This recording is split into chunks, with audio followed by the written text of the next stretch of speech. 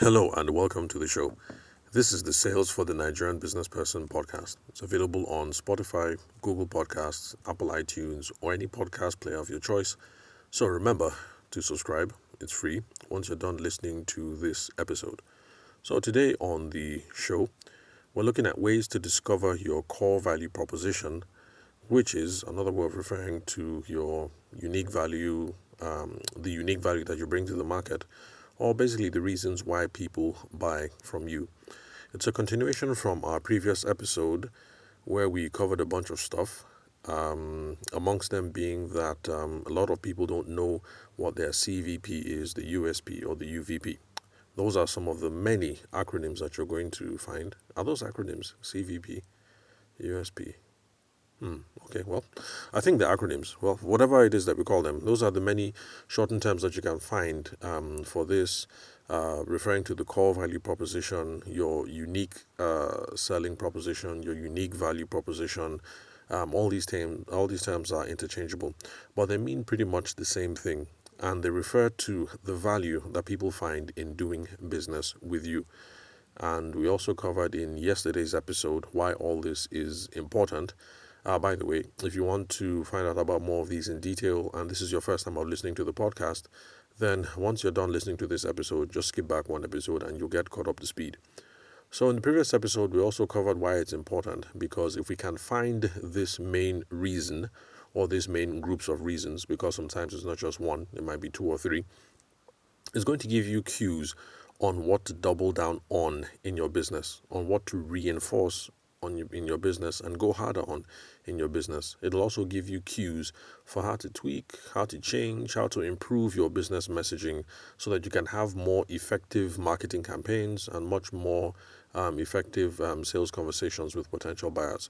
It's going to make you more effective when you put out your Facebook ads, your Instagram ads, your TV or radio ads, if you play in that space, and also when you're one on one having conversations with potential customers. If you know what the UVE, sorry, I say UVE, the UVP, sorry, forgive me, the initials, the acronyms are just, there are a lot of them. Anyway, so once you know what these things are, you're going to know what to key into when you're having a sales conversation. So today we are going to look at one idea that you can use to tease out what your core value proposition is. And before we begin, a note of warning. You can't tease this out by doing solo work or by doing boardroom strategy sessions and blah, blah, blah. Because there are lots of people who want to determine what their unique value proposition is. They want to try and figure out what people like about them. And then they sit down with their friends and then, or with their business partner or with their spouse. And then they start coming up with all sorts of reasons. And the thing is, all these reasons sometimes sound plausible. When we finish this podcast episode and I show you the case study that we're going to use, it'll make a lot of sense, even if you don't agree with me now. All these things might sound very plausible, the things that you and your wife or you and your husband come up with about possible reasons for why people are doing business with you. But the thing is, all this internal work, when you're sitting down in the boardroom or talking with your friends, your brother, your wife, your husband, whoever, all this internal work is just guesswork, and it means absolutely nothing until you can test it out in the market. So even if both of you sit down in the room, husband and wife, and you try and figure out a couple of things, you have to test that messaging, and it's the market's response that will let you know whether you guys are on point or whether you've missed the boat. So it's always the market that is going to determine whether you are correct or not when it comes to these important things around market messaging. The copy you use, the photos, the images, the value you provide. All these things. They're all tied in together and reinforce each other. So, in other words, if you want to get to the root of what your unique value is that you bring to the market, you have to go out and talk to other people. You're not going to sit down in the boardroom or your co-working space, if you have business partners and stuff like that, and then decide. And you're not going to sit in your parlor and talk with your wife or your husband and then decide. Or you're not just going to go over to your mom's house because you need someone to brainstorm with and then you guys brainstorm a bunch of stuff. That's not what's going to give you the right answers. You have to go out and talk to people. Now, which people do we have to talk to? And the answer is customers. I would like to point out something because while having a chat with people during the Smedan event, it's something that I referred to a couple of episodes ago, maybe 3, 4 episodes ago. That was the event that was organized by the what's it called, Small and Medium Scale Development Authority of Nigeria. I can't remember what Smedan means, so forgive me. I went to school like everyone else, so I guess I wasn't good at social studies or whatever topic it was when we discussed all these government bodies. So, but basically, they're the folks who try to make sure that small and medium scale people, basically Nigerian business owners who have less than 300 employees, or is it less than 10 million in revenue or 100 million? I can't remember, but I think it's less than 300 employees, just to make sure that people have all the resources and information that they need to grow in their business. I guess there's a lot of support for the big boys and the big girls in the market, so they just want to make sure that the little guys are also taken care of as well. Okay, I shouldn't be saying little guys, the growing guys, the growing guys and girls that have upside potential in their business. Yes, that's a better way of doing it. So while the Smedan event was on, I got the sense that there are some people that are okay with talking to intending customers to get their market intel. But actually, intending customers, that's not bad. Talking to intending customers is definitely better than going to a co working space and hashing it out with your boys or talking with your husband and wife and trying to come up with market intel. So, intending customers, yes, is better than doing internal guesswork. But the best group of people to ask for these things are the actual customers who have spent time and invested money in you or in your product. Those are the people who are going to give you the data that you can trust because they have a stake in the game. They are actually invested. They are the ones who know where your product pinches them, how your service helps them, things like that. Intending customers, those people are just. It's also guesswork because there are people who have asked intending customers a couple of questions before they launch into business. They go and act on that information. Then they come back to the intending customers and say, hey, I've taken action on this thing that you suggested. Will you buy? And then the person says, no, I'm not going to buy. And then in that case, what do you do? When you've taken market research from people that look like intending customers, but now these people don't actually want to buy. So the people that we should be talking to when we're trying to figure out what the core value we bring to the market is, the main reason why people buy from us is the actual customers, people who have actually spent money with us and have spent time with us. Now, how do you talk to these people? Obviously, by having conversations. If you're a long time listener to the podcast, you know that my own preference is first of all, face to face, you, me, sitting down in front of me, we're having a chat. If you can't do that, then audio, pick up the phone, pick up the WhatsApp call. If that's not available, or rather, side by side, the WhatsApp video call. If you guys are comfortable with that sort of thing, WhatsApp, Skype. After that, then text based communications, whether it's the WhatsApp text messaging or SMS. Then after that, email because that's a little stilted and formal. And at the very bottom, I have questionnaires and surveys and that sort of thing. And I'll explain why I think they're at the bottom of the pile. So what I recommend is that's the hierarchy that I recommend pretty much. But whatever it is that you have available to you is fine, and take it from there. Start with what you're comfortable with. So you talk to these people by having conversations and listening. Not just listening, you also have to take note of what they have to say. When I say take note, I don't mean take mental note, not try to remember, as in take a note, write it down, record it somewhere. Because there's no point in having all these conversations with our customers or our clients. Let's say we take the time out, we select 5 people, we go talk to them, and then we don't write down what it is that they say. The whole point of taking notes is so that we can refer back to it and then start implementing some changes so that it guides what we do. If you take mental note, you will forget. You definitely will forget. There's no point in arguing this. Nobody has a perfect memory. If I speak to 10 of my best customers, I hear 4 or 5 things that are important to them and I take a mental note of it, something might happen. Tomorrow we might go for a PTA meeting. After that, I might have to take my child to the hospital. Then after that, might be Sunday. Then maybe it's Monday, and then we have community association. TIV Association of Abuja, or Egbe Omo Oduduwa Association meeting in Abuja or something. And then it's now Tuesday, it's time to implement. And then out of the four things that they said, I know that I remember one and two, but Kai, what's that number three? I can't remember that number three. I can't remember that number four. I can't remember that number five. That's what's going to happen. So taking note means making a record. Now, like I said, customer surveys are not useful at this stage because you don't know what the options to put into this survey are. When people do customer surveys, they really, they put, why did you do business with us? Option A, option B, option C, and then you're supposed to take one. But the thing is, all the options that you're putting into the survey at this point, if this is your first time of doing it, is just guesswork. Apart from it being guesswork, you're already funneling the responses that people can give. You have already decided what the possible answers are, and you're forcing people to pick what you think, what you have determined the possible answers are. That is why, as a first step, I don't think customer surveys are useful, and you should start with it because you are setting the parameters, and you're guessing at what you think the possible options are or what the possible problems are. So the first thing to do is to have open conversations. When you have open conversations first, like in the example that I gave, I've spoken to 10 of my clients. They give a bunch of responses. We write them down. In the future, when we design questionnaires, online surveys, or SMS surveys, or whatever, around the things that they've said, then we're going to get a different outcome.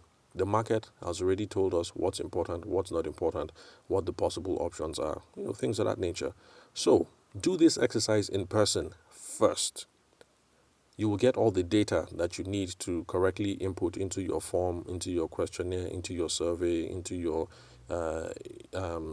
email form, into whatever it is.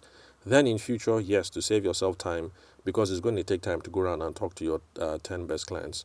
In future, you can now take the information and then blast it out to maybe 200 people that have done business with you over the last 5 years, or something. So that's how it works. Let's do the physical process first.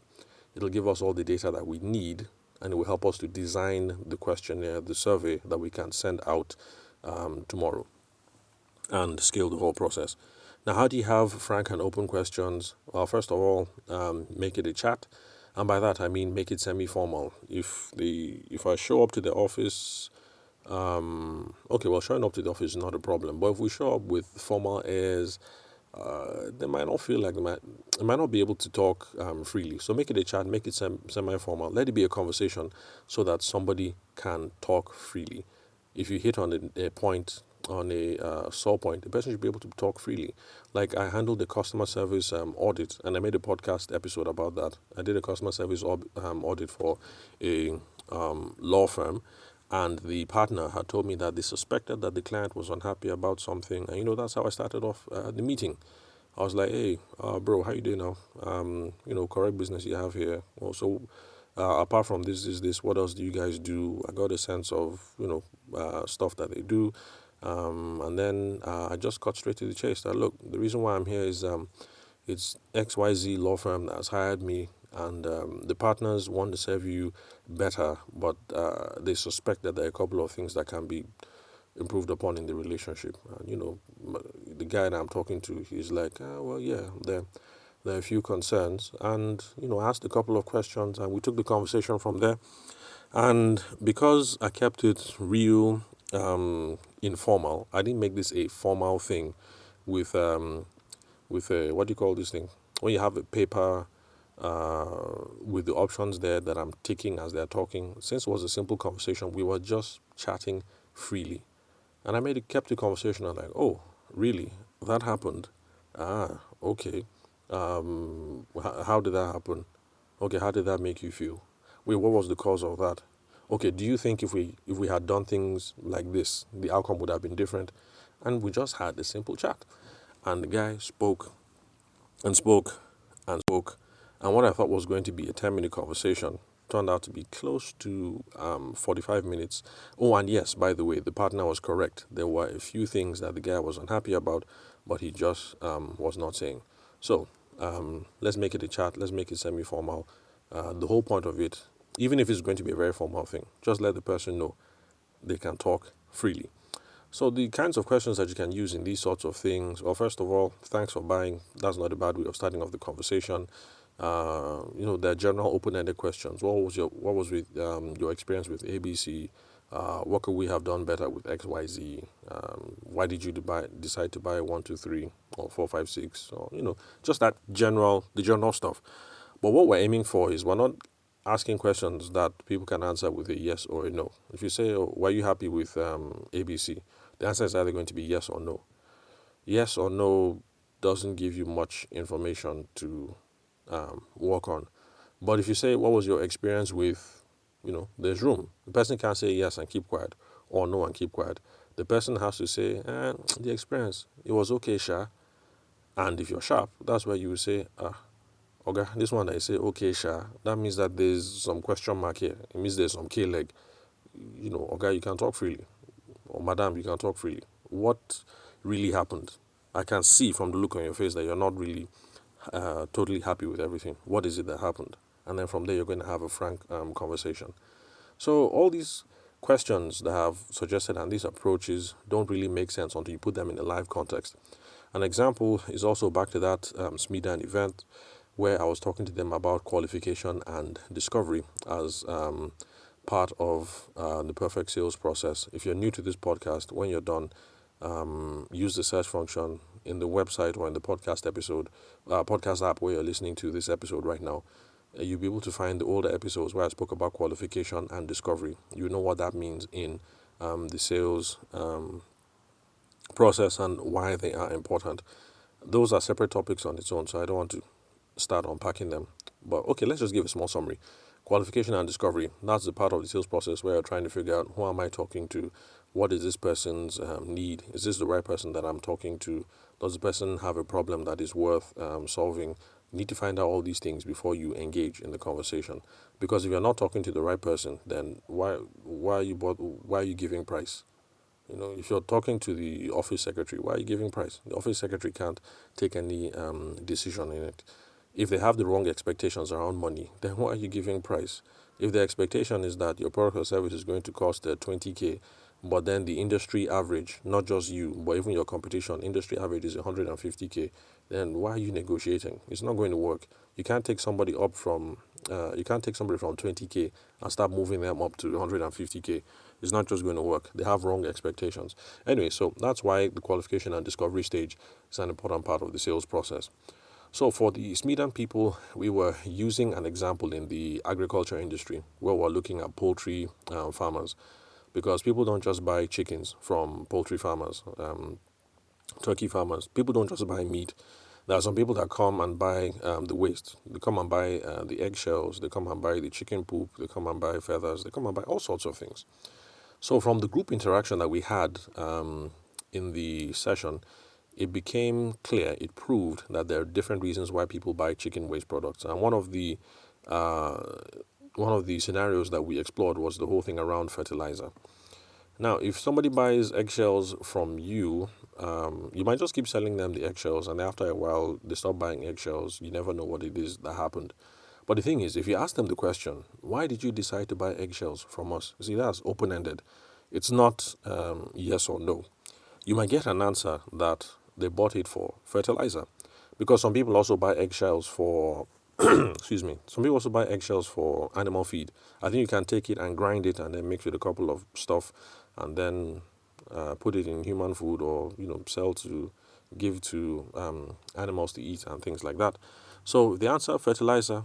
And by the way, this was coming from members of the group, not from me, because this was the point where I was getting them to freestyle to see what kind of qualification questions and discovery questions should we be asking.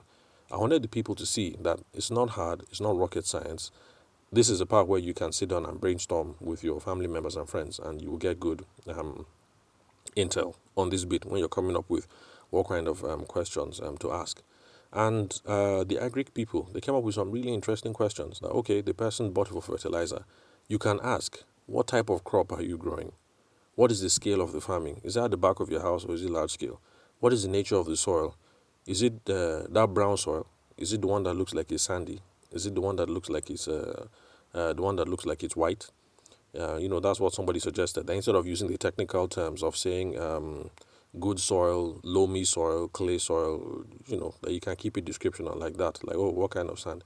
Is it the sandy one? Is it the stony one? Blah, blah, blah. The reasons why all these questions are important, because if they answer that they're into large scale farming and what they farm is beans is a legume, then you'll be able to know in your own professional opinion that chicken poop would have been much more adequate, because like the people in the group pointed out, chicken poop has higher ammonia and nitrogen content, which is what the beans needs to grow. So from asking these sorts of questions, you now have all the intelligence, all the data that you need to improve your sales conversations. Because the next time you're faced with another farmer looking to buy waste products, from what this last guy has told you and what you've been able to figure out with your professional opinion, you're going to be able to have much more fruitful conversations next time you're faced with a farmer. Even if the farmer who is buying waste products from you is not a beans farmer, even if he's a rice farmer or something, you now know that it's not as simple as people come here and buy eggshells and leave. I need to know why they're buying it so I can make a better professional recommendation and so that they're happy and then they keep coming back. So all these sorts of open-ended questions are really important, rather, when you're trying to figure out the main reason why people are using your products or your services. And when you know now why people are buying it, you now know how to tweak your promotions, your advertising, and things of that nature. So how should you take notes? Should it be audio recordings? Because nowadays most phones.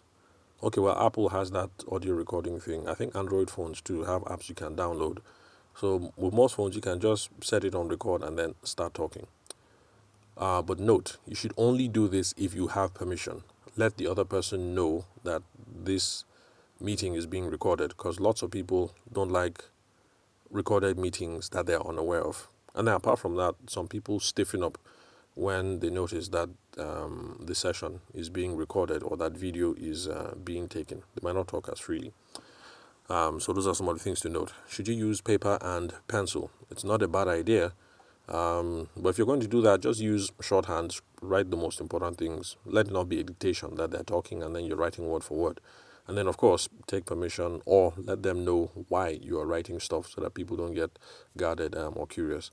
It might not be a bad idea to go along with your PA, your personal assistant, with your sales boy, with your secretary, with your business partner, with your whoever, so that you can focus on asking questions and drive the conversation. Then the other person will take notes, because not everybody can talk and take notes at the same time. So if you're driving the conversation and the conversation is flowing freely and you're digging in every time the person brings up a problem or they say something, the other guy or the other girl who's with you can be writing. Then sometimes you might have to take screenshots or photographs of samples or things that they show you or processes that they have. That's also possible. But of course, you have to take permission, and you also have to make it clear the reason why you're asking all these questions and taking all these samples. You have to let them know that you're doing all this to improve the quality of service that they, the buyer, the customer, or the client, is going to receive next time.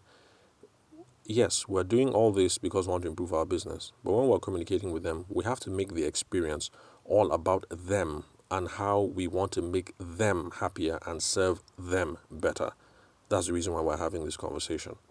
And if they trust that that's the reason why we're having this conversation, then they're going to talk freely. Now, what do you do with the answers that you get? I've been hinting at it throughout this podcast episode. Use the answers to improve your product. Use the answer to improve your service. Make the changes that will solve the complaints that the customers have. And then most importantly, use the words of the clients, not words that you guessed by yourself, and use that to shape or to inform how you handle sales conversations and marketing and advertising, etc. For instance, back to the chicken thing, people from a certain community are buying your poultry waste, they're using it for fertilizer. Let's say it's a beans farming community and they're not very literate. Like they pointed out in the Smedan group, if you're going to be using clay soil, loamy soil, blah, blah, blah, in your advertising, then the people might not understand, when they're scrolling through Facebook and stuff like that. But if, let's say, for instance, you talk to 5 clients and your clients keep referring to a particular kind of soil as sand, for instance, that's how some people would say sandy soil in this part of the world. So if they're saying sand, then perhaps it might not be a bad idea when you're rolling out a Facebook ad or you're coming up with your WhatsApp broadcast to send to your clients. Instead of saying loamy soil, sandy soil, use whatever expressions that they come up with. Let it inform our messaging.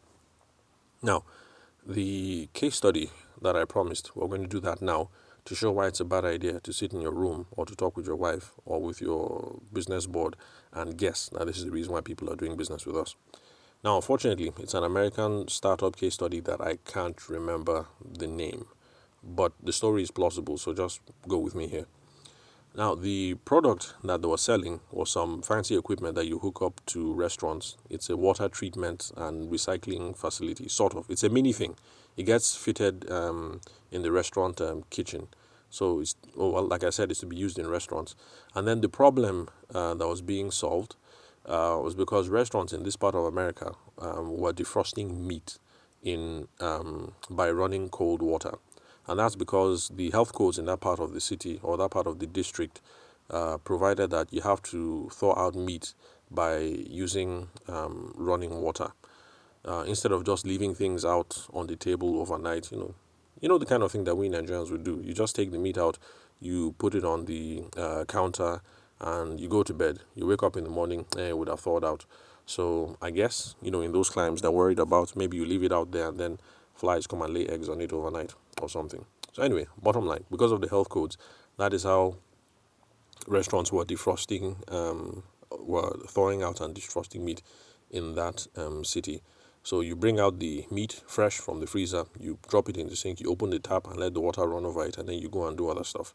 You come back, the meat is defrosted, and then you now cook it. That was what they were doing to meet legal requirements.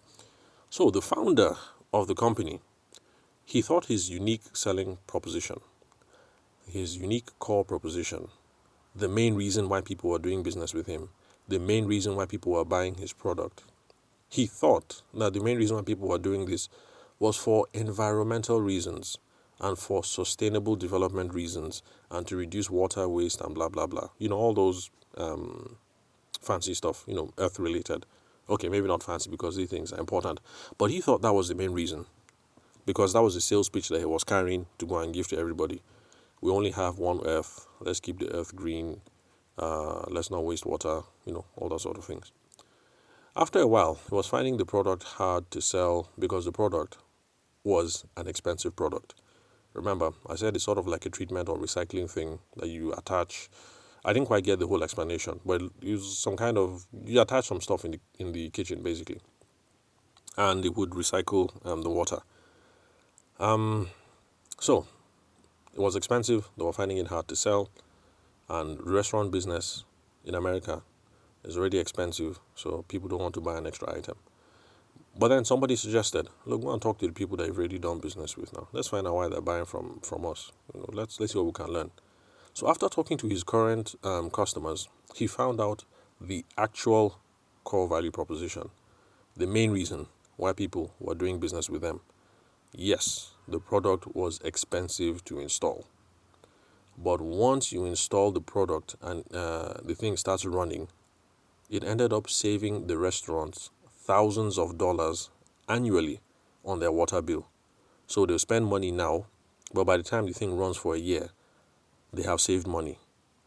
By next year, their profits are increasing. So the unique selling point for the chef or the owners of the restaurant had nothing to do with whether the earth is green or whether the earth is viable or livable. It had nothing to do with sustainability. It had nothing to do with the environment. The reason why they were buying was because the product was making the restaurant cheaper to run. And if the restaurant is cheaper to run, if it has lower running costs for restaurants, then their profit margins automatically become higher. Because remember, I said the food business in America has slim margins. Okay, maybe I didn't stress well how the thing was making them save money. When you open the tap and you want to defrost, let's say 10 kilograms of meat, you might have to leave the tap running for maybe 30 minutes. That is water that is pouring on the meat and that is going down the drain and is just washing away. Now, this is America. It's not Lagos. It's not Abuja. So you're paying for all this water that is just flowing down the drain. You are paying. At the end of the month, you definitely will pay. You don't pay, they cut you off. In this part of the world, we get away with stuff. So, we just leave the tap running all the time. You wash the car and the tap is running even though you're not using the water. And to wash 2 cars, you've left the tap running for 1 hour. So we get away with that kind of waste in this part of the world. But over there, you will pay. But then with this filtration system, you open the tap, the water gets taken from this end, run through the recycling thing, it's cleansed and purified, and then done back again. So instead of wasting, I don't know, I'm just making up numbers now. Instead of wasting maybe 30 gallons of water to defrost 10 kilogram of chicken, you might find out that it might just be 1 gallon that is recycled and run through over and over and over again and ends up defrosting the same amount of meat. So at the end of the day, instead of wasting 30 gallons every day times 20 days in a month that the restaurant is running, you might just be paying for 1 gallon of water every day for the 20 days. And that's a different. And so that was where the thing made sense. So this thing cost money that we installed it today in January. But by the end of the year, we'll see that we have saved money in the amount of water that we were using just to defrost chicken. Not to talk of defrosting beef, defrosting fish, defrosting, I don't know if that's how you defrost vegetables. But anyway, you get the point. So this is one example about how customer feedback led to more effective messaging in sales and marketing. So now these guys knew that the next time they went to go and see a chef, the conversation was not, the earth is green, make the earth livable, keep the earth alive for our children and grandchildren. The messaging was now, we've been able to save XYZ restaurants 30,000 naira $30,000 avenue in their water bill. Would you be interested to know how we've done that and whether we can do this for you? That's a different conversation from the restaurant owner, because the restaurant owner has said that, what? You heard Ogbuefi, you saved Ogbuefi Chooks $30,000 in his restaurant. Okay, let me hear. What have you got? It's a different conversation. Now you're sitting down with somebody who only cares about dollars and naira and kobo, and you're talking about let's keep the earth green and let's keep the earth for our children and grandchildren. The funny thing is, by talking like this now, in terms of what the customer thinks is important, the business owner, those guys are able to actually help the environment, which is their main thing. So we've gone over 30 minutes, let me bring it to a close. So stop assuming that you know. Oh, sorry about that. Set the alarm so that I wouldn't go over the podcast recording, and that has happened. Okay, where are we? So stop assuming that you know what the core value proposition is. Go out and talk to people. You will discover what the real value that you bring is. And then when that happens, adjust all your business messaging immediately, like these guys did, and start talking in terms of what the customer thinks is important. This is not a one and done process. It involves lots of iteration. You do it, you get feedback, you change again. That's because the process gets refined and changes over time. So for instance, Nike, maybe during my grandfather's time or my father's time, was all about good quality sports equipment. But then right now, Nike, it's about good quality sports equipment, but then it's also now a fashion item. So the way that you communicate why people buy Nike has changed slightly. So there was a time when you bought Nike shoes because it's the best. It'll improve your swing. It'll improve your performance. It'll improve running time. It'll improve posture. But all that has changed. Now, people buy Nikes for different reasons. So you change the process over time. So don't be one of those businesses that is going to come up with marketing campaigns, Facebook advertisements, sales scripts, blah, blah, blah, based on value propositions that don't really exist, or the value proposition that you or your partner just made up. So that's it for today. I know that was a lot to take in at one sitting. So later on in your leisure, you can listen back again and separate the wheat from the chaff. So that's all for today. If you love what you've heard on the podcast and you like daily access to me, to ask me questions on how to sell in your business, then the WhatsApp coaching club is now open, and the investment required is only 5,000 naira a month. You get to ask me anything. I'll give you answers and assignments to move the business forward. So if you're interested, hit me up on social media DMs or PMs, DM direct message, PM private message. Basically, hit me up in the inbox saying that you're interested, or you can send a message to 080 6466 2140. Again, that is 080 The country code for Nigeria is +234. If you're looking for me on socials, the name is Tabishima Ayede. I spend a lot of time on LinkedIn. The spelling of my name, the email address, the photo, it's all up on the website where you're currently listening to this episode, or the profile of the podcast app where you're currently listening to my voice. And then finally, if you want to start a business and excuse me, you'd rather save to get your capital instead of looking for bank loans or talking to loan sharks, I'm affiliated with a reputable financial institution that has over 504 billion naira in assets under management as of 2023. What this means is this organization is not going to go broke anytime soon, and they're a secure organization to work with. And the business of protecting and guaranteeing your savings, because banks don't really help you save. They charge you lots of fees, and then they give you the ATM card. You go and withdraw money whenever you want. So it's one step forward, two steps back. And then, of course, loan sharks, they will embarrass you. They'll send messages to everybody saying that, hey, Kunle took a loan and he has defaulted. And then they want your mother as a security for the payment. So banks, better than loan sharks. But either way, there's a better way to save. So message me on 080 6466 2140 to get started on saving towards your dream. Now, it doesn't have to be saving towards business goals, because any savings plans will do.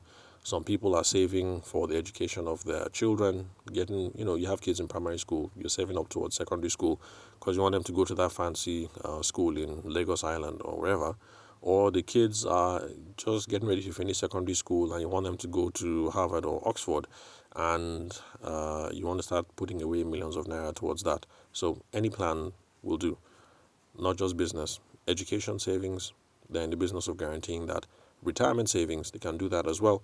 For those of you who are the 18% of you, surprisingly, who are 65, sorry, not 65, is it? I think it's 65 and above listeners of the podcast. I have to check the stats again. Close to about 18 of you who listen to the show. Thank you very much for listening, by the way. So you guys reach out. We can help with saving for your retirement too. So thanks for your time and attention. I'll catch you guys at the next episode.